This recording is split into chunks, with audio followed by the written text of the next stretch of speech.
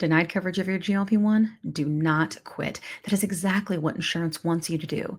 You have rights and you can appeal more than once.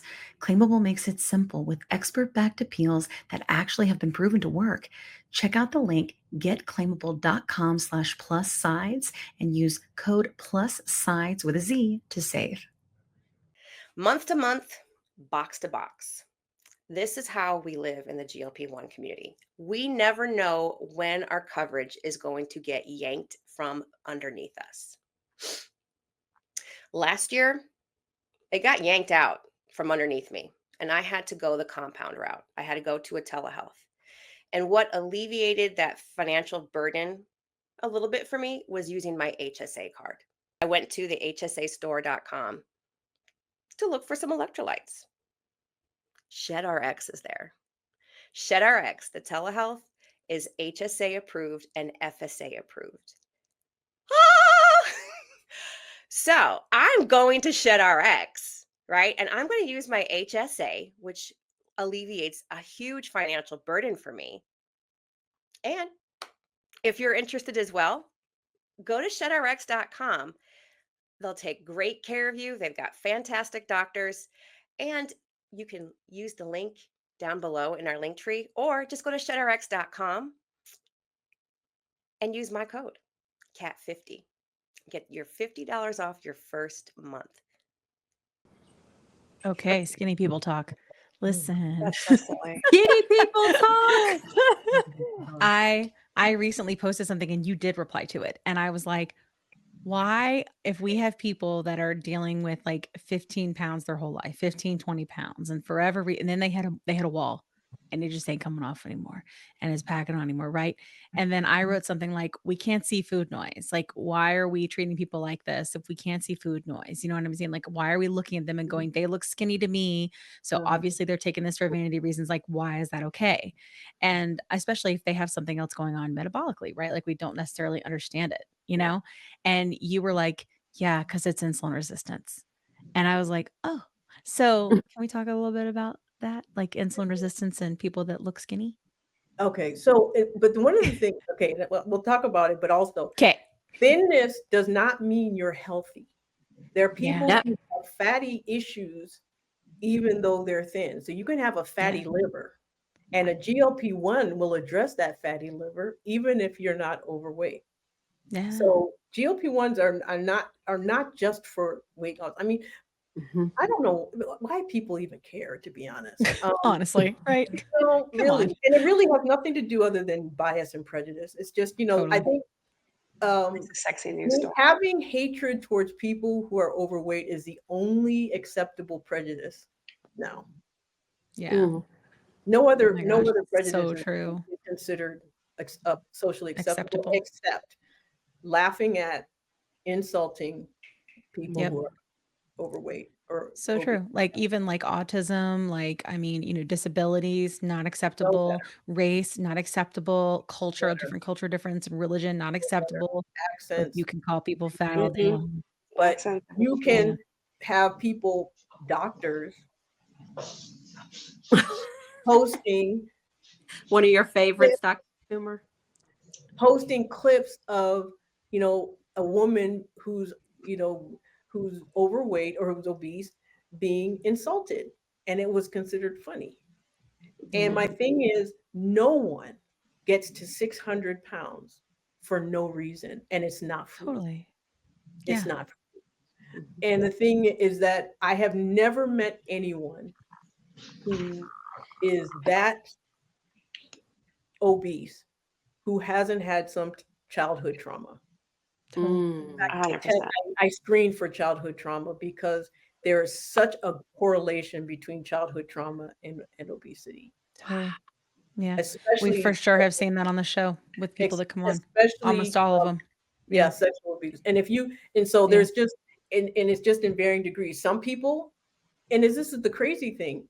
We look at people who are underweight, who are anorexic, we realize there's a psychological issue there. But for some reason, when we're at the other end of the spectrum, it's food. How? Yeah.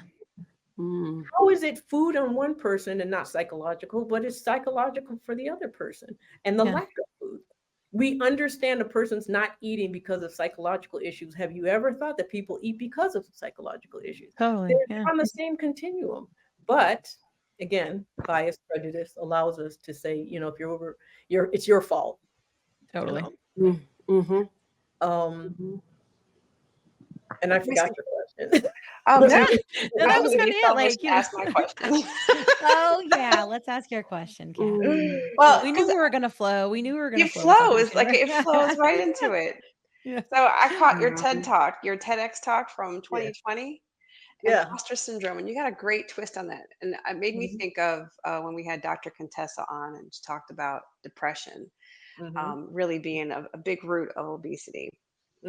And all of us are going through a transformation and changes. And I feel like maybe that could be a little bit of an imposter feeling. Do I belong in this size? Do I belong in this environment? And you mentioned the book, and I'm going to have to pick it up, Chatter by Ethan Kross, Managing Your Negative Self-Talk. So in your practice, when you encounter patients like this struggling with it, do you have any tools that you pull out of your back pocket and have ready for us, the patients, to handle? Well, one of the things I did is I got certified in neurolinguistic programming. And what that does is it helps people reframe their language. So if I hear something negative come out of someone's mouth, I reframe it and throw it back at them in a positive way, which is one thing that I do. But the other is gratitude journaling. Keep a journal. Write down every day, just write down 10 things that you're grateful for. And what happens when you do that, over time, what ends up happening is you start looking for things to be grateful for. And it sounds really woo-woo, but it works. And really, your brain is a muscle. It's neuroplastic. It can change. You can change the pathways of your brain, but you have to train it. And the way you train it is by doing the same thing over and over and over and over again. And so, yes. The other is being honest about my own struggle so that people don't feel like they're by themselves and they're alone. So then because the isolation makes anything worse. So if people realize, if you normalize something and you give people permission to have it, then suddenly the stress the cortisol spikes, and the stress and the self-incrimination stops. And so it makes whatever is happening not as bad. It's not, it helps. So telling people, I mean, I've cried in dressing rooms because something didn't fit, because it was too big, and I mean too small. And I've cried in dressing rooms when something was too big. Because I wanted it too big. And so, and I was very ashamed to admit that for a long time, because I'm like, those, I just remember when I was, very overweight, and you have this, little skinny person say something about, oh, I can't do anything. You just want to smack them. That's how I felt like I was one of those people. Like, don't become that person that other people want to just smack, and you're like, I hate that I have to wear this sign, So I mean, some of it is that, and I realized, though, but by keeping it to myself, by keeping those feelings to myself, I was doing other people a disservice, because for me it's this weight. Other people, it could be a different weight. So it's the feeling, it's not the size that matters. And so so when it comes to imposter syndrome, one, I don't believe it exists, mainly because it's a self-imposed. It was a very interesting TEDx talk, guys. If you don't say you have it, you don't have it. Yeah. No one else can tell you have imposter syndrome. You have to tell yourself you've got imposter syndrome. So if you don't tell yourself you've got it, you don't have it. Oh, I still tell myself I've got it. So. But my thing is, but it's the same thing as telling yourself if you're thin, or telling yourself you're fat, or telling yourself ugly, or telling yourself you're dumb, or telling yourself you're whatever you tell yourself, you become. So stop telling yourself the thing, but it's a muscle. You've got to work on it. It's practice, and it takes practice, because often those voices were created by other people towards us as we were growing up. And so then we just carried on later in life. Right. Yeah. And or we heard them telling it to someone else who now we look like. Mm. Yeah. So as we get, so when we were little girls, we heard other women being told certain things, or we heard other women saying certain things, and we didn't. And so by the time we became women, that their voices, their insults, I that know. became ours. Yeah. You want to know a hack to get insurance to cover your GLP-1 prescriptions? Here's the truth. Most people get denied the first time that they try, and insurance companies are betting that you're just going to give up. But you do have rights, and you can appeal, not just once, but multiple times. The problem is the process is confusing and it's time consuming, and a lot of providers just don't have the bandwidth to be able to fight through it with you.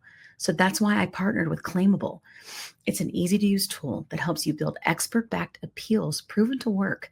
So don't give up on your shot at coverage. Exhaust your appeals. Go to getclaimable.com/plus sides to learn more and use code plus sides with a Z to save. So here's the truth. I'm tired, but not like the didn't get enough sleep tired, although I have that too. I mean, the kind of exhaustion that feels like it's stitched into your bones. So for me, that's perimenopause. And honestly, also the high doses of GLP-1s haven't helped. And so I kept thinking, am I missing something? And it turns out, yeah, we naturally have NAD in our bodies. It's essential for energy, cellular repair, brain function. But as we age, we lose it, which of course is not fun. No bueno. That's why I've added NAD plus back in, and I've been going through Shed, which is a telehealth to do it, because this season of my life is about putting back what time or meds have taken from me. I'm not ashamed of it. Whether it's GLP-1, HRT, or NAD, I'm rebuilding the energy that I deserve to have. Now, listen, I'm not a doctor and I don't pretend to be one on this podcast. I always recommend checking with your medical provider to see if NAD is right for you. But if you go through Shed, you will meet with a licensed provider to be able to guide you safely. If you're feeling the same bone deep fatigue like I am, check out the NAD Plus with Shed. If you use my code, which is Kim40 at checkout, you're going to save 40%. It's also linked in my link tree. There's no shame in my game, just science, support, and reclaiming what's mine. I hope it works for you too.